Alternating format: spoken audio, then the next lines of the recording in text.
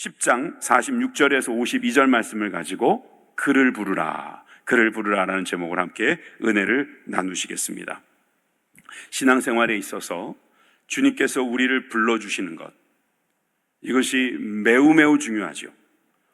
우리 주님께서 우리를 불러주시면 그것을 우린 소명이라고 말합니다. 부를 소자잖아요. 소명을 받아야 되는 것입니다. 우리가 천국의 소명을 받으시기를 주님의 이름으로 축원합니다. 받으신 분들은 아멘 하십시다. 여러분, 이 소명을 받으려면 어떻게 해야 되는가? 오늘 말씀에 그 내용이 잘 나와 있습니다. 특별히 이제 예루살렘으로 가는 길이라고 했는데, 예루살렘 근처에 여리고라고 하는 성이 있지요. 그렇죠? 지도 안 보여드려도 되죠? 이젠 다 눈에 보이죠?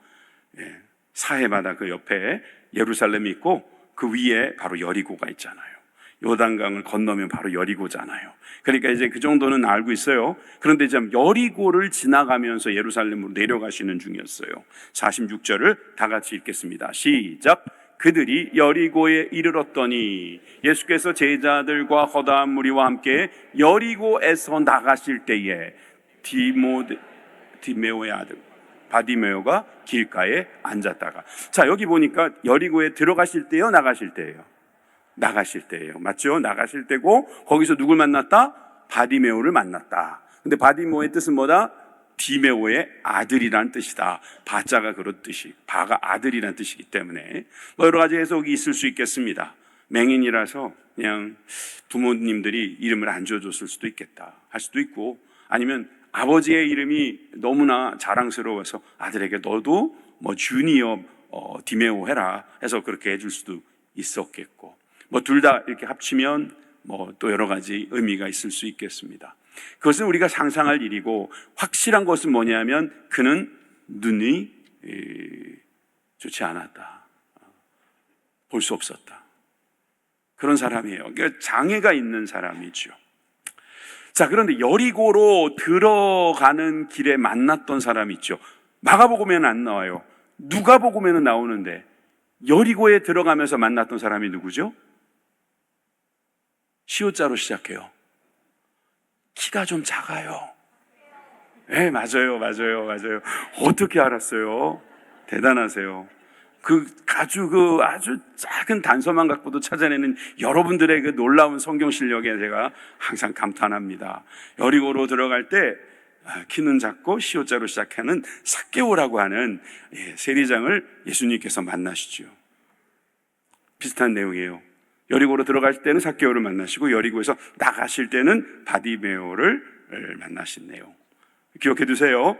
자, 그러면 누가복음 19장 1절에서 2절 말씀을 읽으면 더 확실하게 기억에 남을 거라 봅니다. 예수께서 여리고로 들어가 지나가시더라. 삭개오라 이름하는 자가 있으니 세리장이요 또한 부자라. 그런데 제가 왜 굳이 여리고에 들어가고 나갈 때 이 두 사람에 대한 이야기를 할까요? 성경 지식 좀 늘려보자, 뭐 그런 뜻도 있겠지만, 여러분, 이 두 사람의 공통점이 뭡니까? 사람들이 볼 때는 무시할 만한 사람들입니다.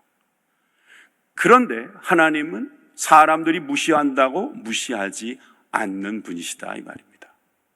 사람들은 외모를 볼지 몰라도 하나님은 중심을 보시는 분이시기 때문입니다. 오히려 그들이 가지고 있는 핸디캡은 하나님께로 나아갈 수 있는, 예수님을 만날 수 있는, 성령님을 모셔드리고 살아갈 수 있는 도리어 마중물이 되었다, 이렇게 볼 수 있는 내용이 되는 것입니다. 삭개오는 키도 작았습니다. 그리고 죄인이란 소리 들었습니다. 그래도 예수님은 그를 하나님의 아들이라고 말씀해 주십니다. 바디메오는 디메오라는 말만 봐서도 이 히브리인인 건 분명합니다. 그런데 그가 보지 못합니다. 제가 보지 못하는 것이 얼마나 열악한 장애인지 일전에 말씀드린 바가 있습니다. 자, 이렇게 보지 못하는 사람, 그래서 너무나 많은 사람들이 무시하는 사람, 거의 인간 이하의 삶을 살아가는 이 사람에게도 예수님은 관심을 가지시고 그를 구원해 주셨다. 이것이 바로 이 여리고에서 만난 사람들의 이야기가 아닐까 하는 생각이 듭니다. 삭개오도 부르시고 바디메오도 부르셨습니다. 그를 부르라. 어떤 사람을 부르실까요? 어떤 사람이 바로 그 부름을 받는 사람이 될까요? 첫째는 선입견을 뚫고 예수님을 부르는 사람입니다. 선입견을 뚫는다.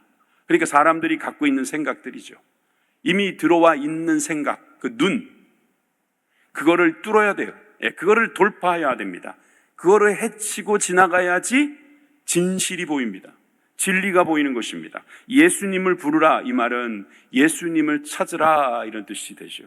보지 못한 사람이 부를 수밖에요. 예수님을 볼 수는 없잖아요. 그러니까 예수님을 보지 못해도 예수님을 부를 수는 있으니까. 그래서 바디메오는 예수님을 불렀던 것입니다. 여러분, 47절에 보니까 나사렛 예수시란 말을 들었다 그랬어요. 여러분들이야 뭐 나사렛 예수 그러면 고향이 나사렛이니까 나사렛 예수 이렇게 불렀을 거라고 생각하지만 유대인들은 그렇게 생각하지 않아요. 나사렛이라는 말이 붙어버리면 저기 촌동네라는 소리예요. 아주 저기 꼴짝이, 사람 몇 사람 안 살고 옛날에 조상들이 아주 예를 들어 되게 열악한 사람들이 갔던 곳, 그들이 모여서 겨우 살아내는 곳, 그런 지역으로 생각했다 이 말입니다. 나자르, 아주 순과 같이 작은 그런 뜻도 있다고 그랬어요. 소리질러 그에게 뭐라고 말합니까? 나사렛 예수여라고 안 하죠? 뭐라고 말해요? 다윗의 자손 예수여 하는 거예요. 자, 이 부분을 우리가 한번 매의 눈을 가지고 짚어보자는 거예요. 바디메오도 나사렛 예수여라고 할 수 있었던 거예요. 거기에 예수가 다른 예수도 있을 수 있으니까. 여호수아나 호세아가 다 예수라는 이름을 가진 거라고 말씀드렸잖아요. 그러니까 예수여 그러면 나? 라고 돌아보는 사람이 여러 명 있었을 거예요. 그러니까 나사렛에서 온 예수여 하면 정확한데 바디메오는 그런 선택을 하지 않습니다. 다윗의 자손 예수여. 좀 길지요? 그런데 이것은 줄이면 무슨 뜻이에요? 무슨 말을 하는 거예요? 메시아라는 거예요. 메시아요, 그리스도요, 나를 위해서 우리를 위해서 구원하러 오시니요. 여러분, 이런 신앙 고백을 그는 외쳤던 거예요.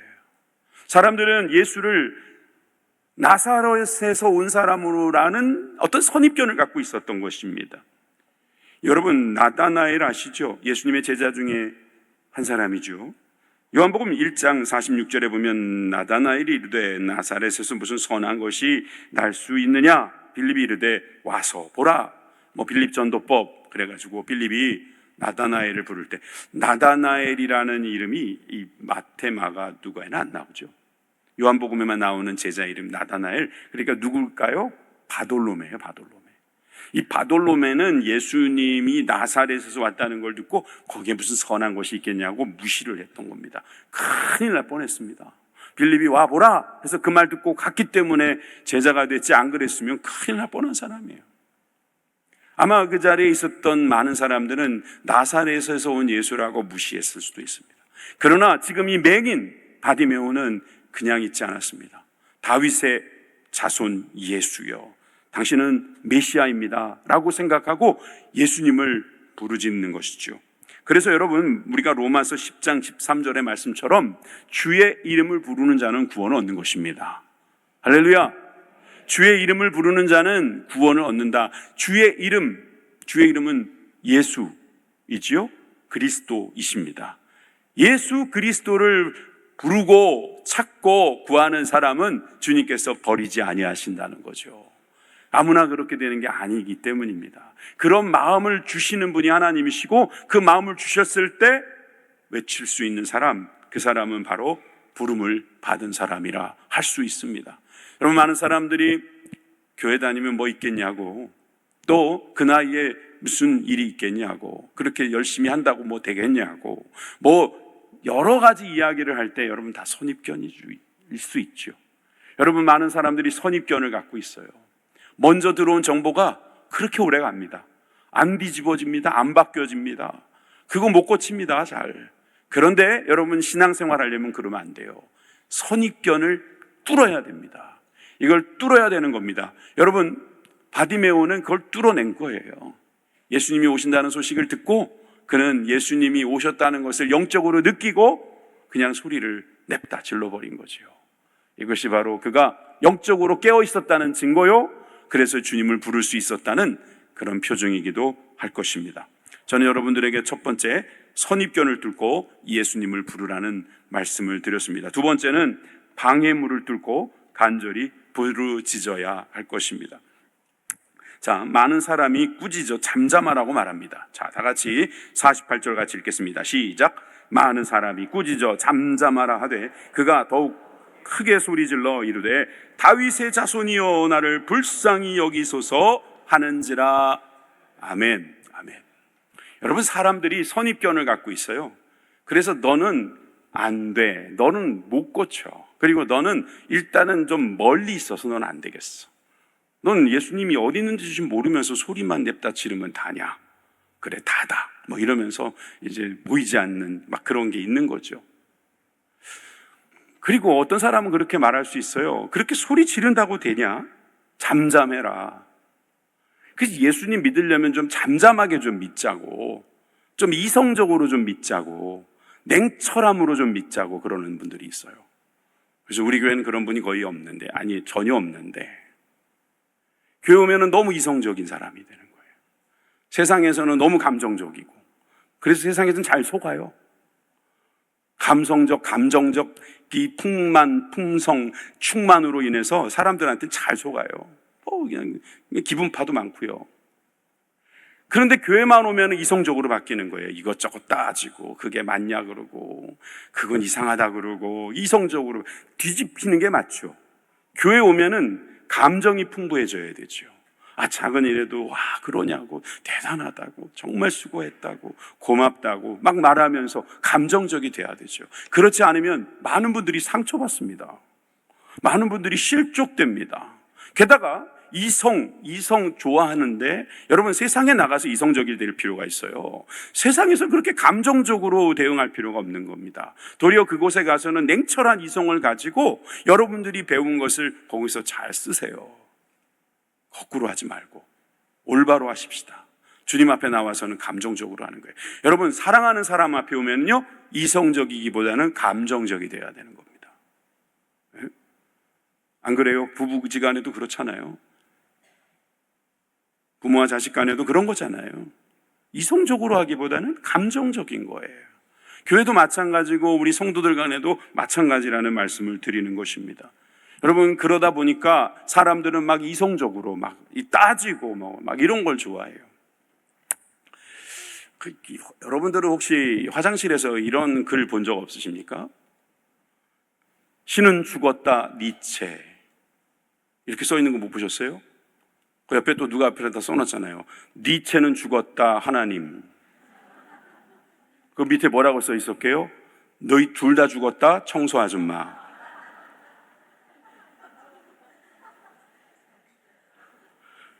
예배 시간에, 설교 시간에 뭐 이런 거나 하고 이상하다, 이렇게 좀 이성적으로 생각하지 말고요, 웃자고 할 때 그냥 웃으세요. 설교하는데 다 필요한 거라서 말하는 거예요. 니체가 신은 죽었다라고 말할 때는 또 다른 의미가 있는 거고요. 그거 따질 필요 없어요. 여러분, 전도할 때 말이에요, 따지는 거요, 전도 안 되죠. 내가 이긴 것 같죠? 전도는 안 됩니다. 도리어 졌는데 전도가 되는 경우도 있습니다. 그러니까 여러분, 우리가 어떤 잠잠하라 라는 말을 들으면서요, 그냥 잠잠할 필요가 있을까요? 오히려 우리는 이 감정에 충실할 필요가 있습니다. 적기적소에서 감정을 쓸 줄 알아야 합니다. 너무 감정이 메마르는 사람들, 그래서 저게 뭐냐, 이게 낙서한 거를 성스러운 강대상에서 신은 죽었다라는 말을 하질 않나, 니 둘 다 죽었다. 여러분, 사실 이건 청소 아줌마가 쓴 건 아닐 거예요. 그죠? 청소 아줌마가 썼겠어요, 그걸? 그런데 그걸 보고 이제 유머스럽게 쓴 거지. 니들 둘 다 죽었다, 이런 말을 하면서 유머를 쓸 수 있다는 것은 결국 그 문제를 놓고 낙서를 하면 안 되지 라고 생각하는 게 아니라, 이런저런 논쟁 가운데서 그런 말도 할 수 있구나, 또 이런 내용을 보면서 그냥 껄껄거리고 웃어줄 수 있는 것, 어찌 보면 여러분들에게는 그게 감정일 수 있다는 거예요. 감정 안 쓰시려고 계속 꽉 잡고 계신 분들이 너무 많아가지고 예, 알겠습니다. 자, 누가복음 4장의 말씀을 가만히 보십시오. 바디메오는 예수님께서 선언하신 이 말씀을 사람들을 통해서 들었을 가능성이 있습니다. 주의 성령이 내게 임하셨으니 이는 가난한 자에게 복음을 전하게 하시려고 내게 기름을 부으시고 나를 보내사 포로된 자에게 자유를, 눈먼 자에게 다시 보게 함을 전파하며 눌린 자를 자유롭게 하고 주의 은혜의 해를 전파하게 하려 하심이라 하였더라. 이사야의 말씀을 인용하셔서 예수님은 갈릴리에 계실 때부터 나는 눈먼 자에게 다시 보게 함을 전파하려고 왔다. 이게 육적인 눈먼 자를 이야기하는 것이고 또 영적인 눈먼 자를 이야기하는 것이기도 합니다. 이것을 선언했을 때 바디메오는 이건 나한테 해당되는 것이다 라고 붙잡았을 것입니다. 그러니까 사람들이 잠잠해라 라고 말하는 그런 방해꾼들 사이에서도 그는 아랑곳하지 않았던 것입니다. 말씀에 대한 믿음이 있었습니다. 그 말씀대로 내가 할 수만 있다면 나는 반드시 눈을 뜨게 될 것이다 라는 확신을 가지고 그는 부르짖었다고 볼 수 있죠. 그래서 마가복음 10장 49절에 보면 예수께서 머물러 서서 그를 부르라 라고 말씀해 주십니다. 여러분, 예수님의 진행 방향을 바꿔버리신 겁니다. 바꿔버린 거예요. 누가 바꾼 거예요? 바디메오가 바꾼 거예요. 바디메오가 그렇게 부르짖었더니 예수님께서 여리고를 빠져나가시다가 멈춰버리신 거예요. 그들이 맹인을 부르며 이르되 안심하고 일어나라, 그가 너를 부르신다. 할렐루야. 이러면 끝난 거죠, 뭐. 예수님께서 가던 길을 멈추고 그를 데려오라고 말하면 끝난 거 아닙니까? 그를 부르기만 하면 끝나는 거예요.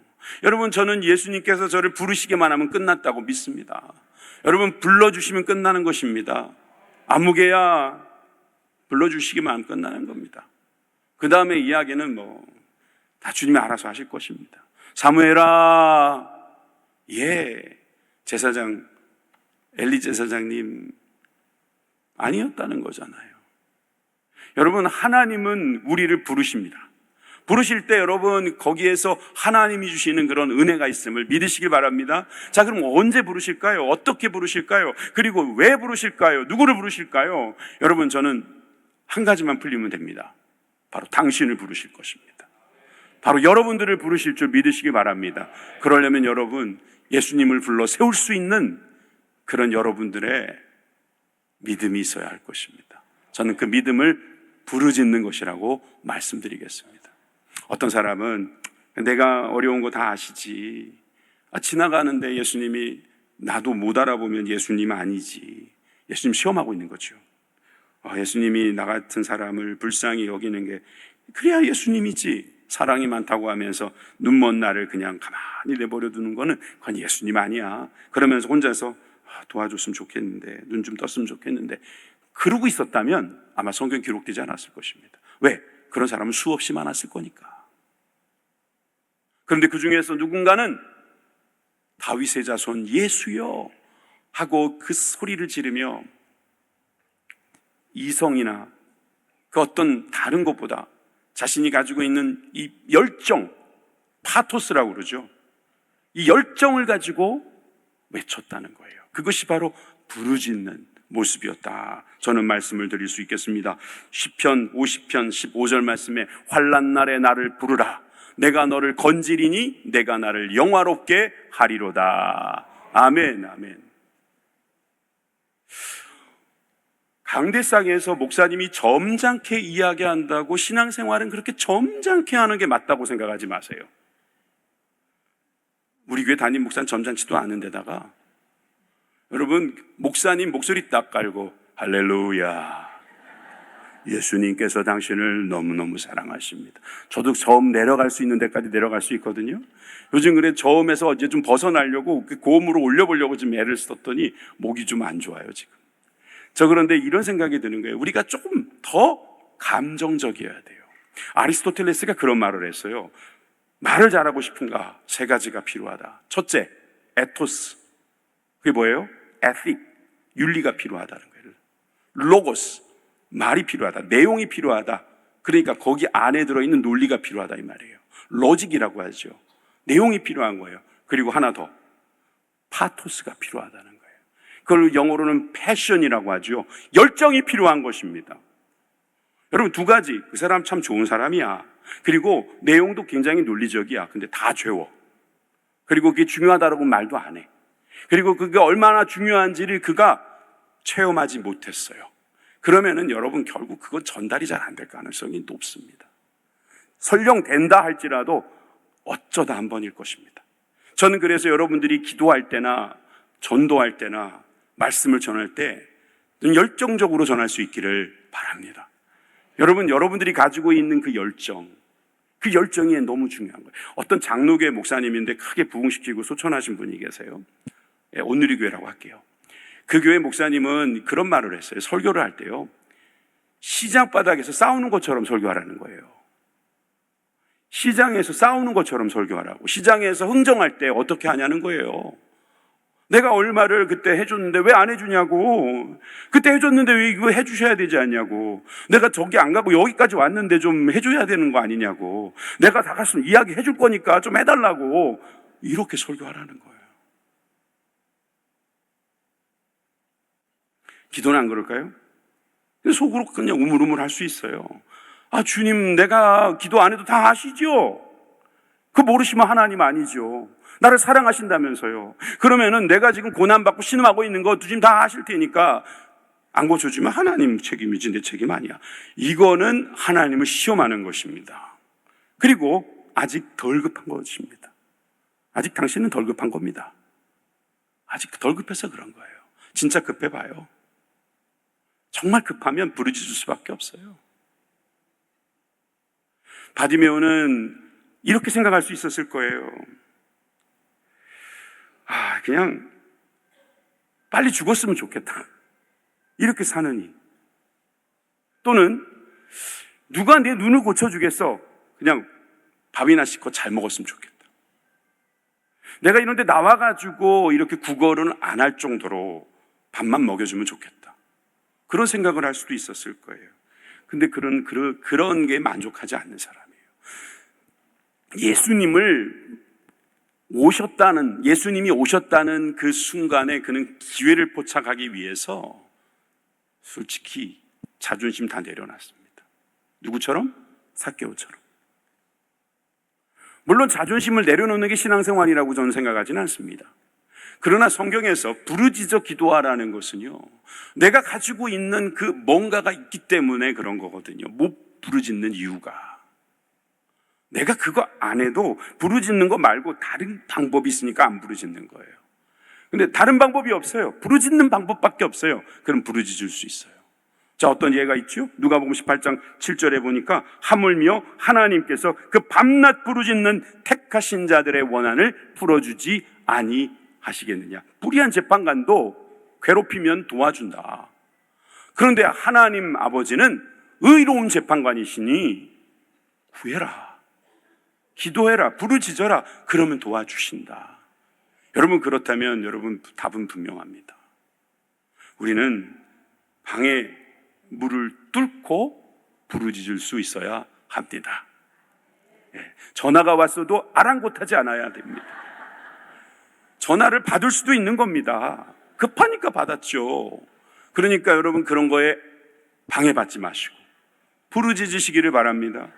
여러분 부르짖듯이 설교하고 부르짖듯이 기도하고, 여러분 그러면은 목 다 쉬고 엉망진창 될 거라고 걱정하지 마시고, 그럴 기회가 이제 몇 번 없어요. 여러분 그럴 때는 부르짖는 마음이라도 가지고 주님 앞에 나갈 수 있기를 주님의 이름으로 축원합니다. 세 번째는 미련을 뚫고 예수님을 따르라입니다. 자, 제가 지금 무엇을 뚫고 무엇을 합시다 이렇게 계속 이야기하고 있어요. 첫 번째가 뭐였어요? 선입견을 뚫고 예수님을 부르라. 두 번째, 방해물을 뚫고 간절히 부르짖으라. 이번에는 미련을 뚫고 예수님을 따르라. 여러분, 맹인이 겉옷을 내버립니다. 자, 50절 말씀입니다. 맹인이 겉옷을 내버리고 뛰어 일어나 예수께 나오거늘. 여러분, 이 겉옷은 맹인에게 있어서 집이에요. 집. 전 재산입니다. 재산 1호입니다. 이거 없으면 그 사람은 얼어 죽습니다. 구걸도 못합니다. 그런데 그걸 다 내버리고 달려갔다는 거예요. 물론 나중에 와서 찾아가겠지, 그런 생각을 좀 접어놓고 이 마가가 기록한 겉옷을 내버릴 만큼 절박하게 뛰어갔다는 것은 그가 그동안 믿어왔던 모든 것, 그 미련들을 다 내려버리고 오직 예수님을 향해서 달려간 모습을 묘사하기 위함이었다, 저는 믿습니다. 뛰어 일어나 예수께 나아왔다는 거예요. 여러분, 그런 모습 상상해 보세요. 예수님이 오라고 하니까 뛰어가는 겁니다. 여러분, 맹인이 뛰어가면 어떻게 될까요?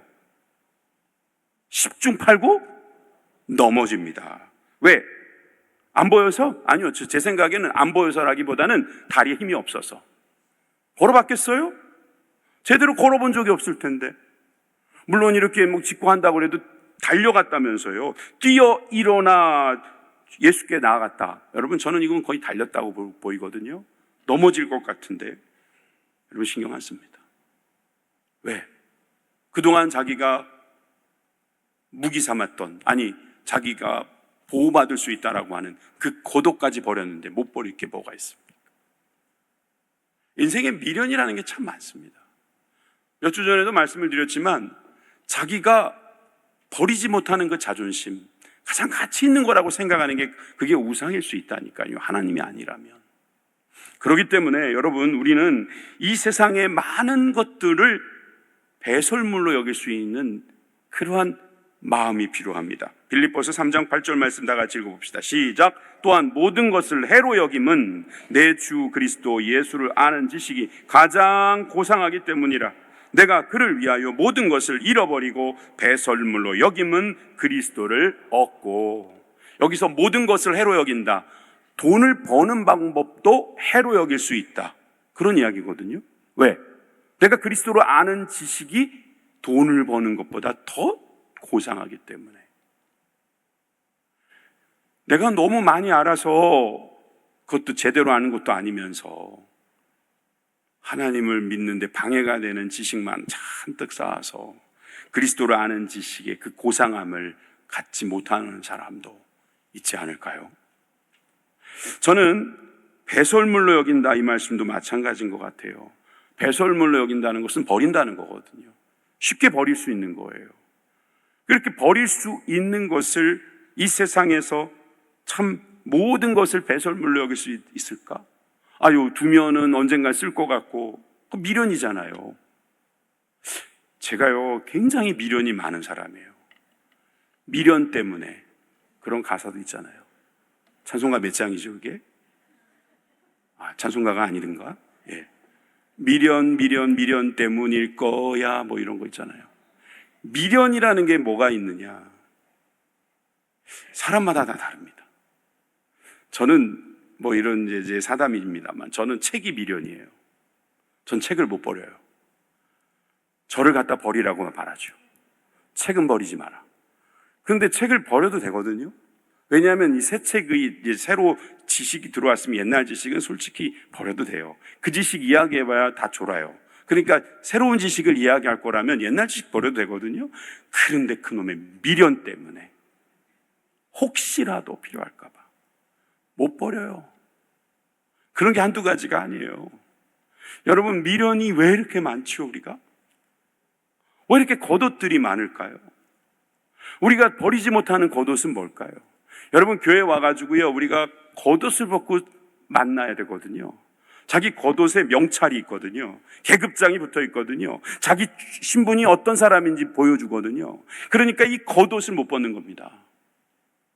어떤 사람은 좋은 겉옷이니까 더 못 벗고요. 또 어떤 사람은 자기 겉옷 때문에 사람들이 무시할까봐 걱정하고 있어요. 그것도 못 벗는 거예요. 내가 이런 거 하고 있으니까 나를 무시하는 거야? 그게 겉옷을 못 벗는 거예요. 내가 그 일을 해도 하나님께서는 나를 똑같이 보신다 생각해야 돼요. 사람들이 그렇게 보면 뭐 어때요? 그것 때문에 주님을 못 만나면 그러면 여러분, 배설물로 해로 여기는 게 맞다는 게 맞잖아요. 하나님을 만나기 위해서는 배설물 취급, 해로 여길 수 있는 그런 지혜가 필요하고 그런 은혜를 받는 우리 모두가 되기를 바랍니다. 마가복음 10장 51절 다 같이 읽겠습니다. 예수께서 말씀하여 이르시되 내게 무엇을 하여 주기를 원하느냐? 맹인이 이르되 선생님이여 보기를 원하나이다. 100억을 원하나이다. 달리기를 잘하기를 원하나이다. 좋은 색시가 있었으면 좋겠나이다. 이런 말 안 하고요. 될지 안 될지 모르는 건데 그게 사실은 이거 상식적으로 안 되는 거잖아요. 어떻게 볼 수 있어요, 맹인이. 제가 이거를 설교하는 목회자로서 제가 먼저 저를 설득해야 되는 입장인데 사실 저라면은 그렇게 말 못할 것 같아요. 적어도 예수님께서 이걸 고쳐줄 수 있다라고 하는 믿음이 있었기 때문에 이런 말 할 수 있는 거예요. 그에게 있어서 예수님에 대한 생각은 이 정도였어요. 여러분들에게 있어서 예수님은 어느 정도이십니까? 좋은 배우자 만나게 해주실 수 있는 분? 아니면 우리 자식들 잘 먹고 잘 살게 해주실 수 있는 분들? 아니면 뭐 내가 사는 날 동안 좀 편안하게 행복하게 살게 해주실 수 있는 분? 목사님 그렇게 생각은 하진 않죠. 근데 그렇게 여러분들이 기도하고 있다는 걸 혹시 아세요? 여러분들이 정말 원하는 게 뭔지 한번 말해보세요. 그거를 주님 앞에 말할 수 있다는 거예요. 그런 기도로 하는 거예요. 그런 기도가 바로 믿음인 거죠. 예수님이 벌써 알아보신 거죠. 내게 무엇을 하기를 원하느냐라고 그가 보기를 원하나이다. 그랬더니 52절에 너희 믿음이 너를 구원하였다 하면서 뭐 하라고요? 가라. 가라는 건 이제 끝났다는 거죠. 더 이상 여기 있을 필요 없다. 가라. 이제 겉옷 필요 없죠? 가도 되잖아요, 이제. 그랬더니 뭐라고 합니까? 곧 보게 되어 예수를 길에서 따르니라. 바디메오는 그날로부터 제자가 되었습니다. 바디메오라는 이름이 예수님의 제자 목록에 안 들어있다고 말하지 마십시오. 예수님의 길을 따라가는 사람들은 그 목록에 없는 사람들 수두룩합니다. 그 중에 저와 여러분들이 한 사람일 거니까요. 여러분들은 어떤 사람입니까? 세상에서는 감정적으로 살다가 교회 와서 이성적으로 사는 분들입니까? 아니면 정의, 이거 인격적인 것이고 전인적인 것이니까 이게 다 필요해 라고 말하면서 소위 지에 매어 있는 분은 혹시 아닙니까? 순서로 굳이 말한다면 지정의가 아니에요. 정지의예요. 제가 정씨잖아요. 제가 나중에 소녀를 낳으면 지의라고 지어야 되겠어요. 정지의. 정지의. 지정의가 아니란 말이에요. 정이 먼저예요. 사랑하는 마음이 먼저예요. 열정이 먼저예요. 마음이 뜨거워지는 게 먼저예요. 여러분, 우리 머리로는요, 주님을 이해할 수 없어요. 머리로는 우리의 한계에 봉착하게 될 거예요. 어떻게 맹인이 눈을 뜰 생각을 해요?